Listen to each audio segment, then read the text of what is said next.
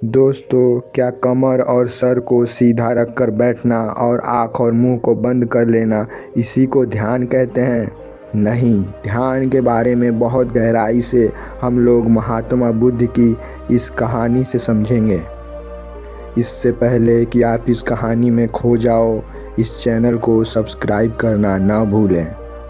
एक बार महात्मा बुद्ध की सभा में उनके शिष्यों ने उनसे कहा, हे बुद्ध, हम लोग काफ़ी समय से ध्यान कर रहे हैं, लेकिन हम लोग ध्यान को उपलब्ध क्यों नहीं हो पा रहे हैं?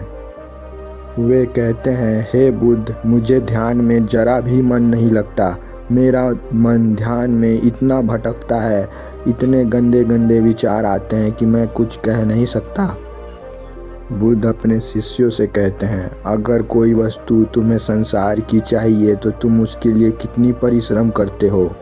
बुद्ध कहते हैं, जिस तरह से लोग सांसारिक चीज़ों को पाने की कोशिश करते हैं, उसी तरह से तुम ध्यान को पाने की कोशिश कर रहे हो, जो कि बिल्कुल अलग है। क्या तुम जानते हो ध्यान में अंतिम लक्ष्य क्या होगा? क्या तुम सोच सकते हो? नहीं सोच सकते। फिर कैसे तुम उस चीज़ को सोचकर प्राप्त कर सकते हो? ये बिल्कुल असंभव है, नामुमकिन है।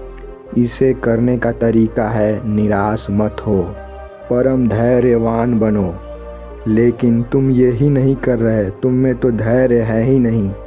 बुद्ध कहते हैं, जिस समय तुम ध्यान में बैठो, उस समय तुम्हारे मन में संसार को लेकर जरा सी भी लालसा नहीं होनी चाहिए।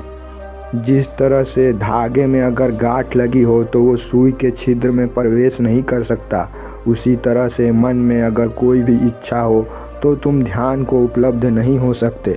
सारी इच्छाओं को त्याग कर कर ध्यान में बैठो। कुछ क्षण बाद बुद्ध ने अपने एक शिष्य से एक पात्र में पानी लाने को कहा। वह शिष्य पात्र में पानी भरकर लेकर आता है। भगवान बुद्ध जमीन में पड़ी कुछ धूल मुट्ठी में भरकर उस पात्र में डाल देते हैं और पात्र में भरी हुई पानी को अपने हाथों से हिला देते हैं और उस शिष्य से कहते हैं कि इसमें अपने चेहरे को देखो। क्या तुम्हें इसमें अपना चेहरा नज़र आ रहा है? शिष्य कहता है, नहीं बुद्ध। कुछ समय बाद जब पात्र का पानी स्थिर हो जाता है और वे धूलें नीचे बैठ जाती हैं, तब बुद्ध उसी शिष्य से कहते हैं जिसे ध्यान में मन नहीं लगता है, देखो, क्या अब तुम्हें इसमें अपना चेहरा नज़र आ रहा है? शिष्य कहता है, हाँ बुद्ध, अब मुझे इसमें अपना चेहरा नज़र आ रहा है। फिर बुद्ध उस शिष्य से कहते हैं, जिस तरह से मैंने धूल उठाकर इस पानी में डाला तो ये पानी गंदी हो गई और अस्थिर भी हो गई, इसकी स्थिरता खत्म हो गई। उसी तरह से हर व्यक्ति संसार में अपने जीवन को व्यतीत करता है तो कुछ न कुछ धूल उसके मन में इकट्ठा हो ही जाती है, और जब तक ये संसार रूपी धूल मन में पूरी तरह से बैठ नहीं जाएगी, तब तक तुम ध्यान को उपलब्ध नहीं हो पाओगे। इसका अर्थ है, केवल तन को स्थिर करने से काम नहीं चलेगा। ध्यान में हमें मन को पूरी तरह से स्थिर करना है, विचारों के पीछे नहीं भागना है। जब मन विचारों से हीन हो जाएगा, उसी समय तुम ध्यान को उपलब्ध हो पाओगे।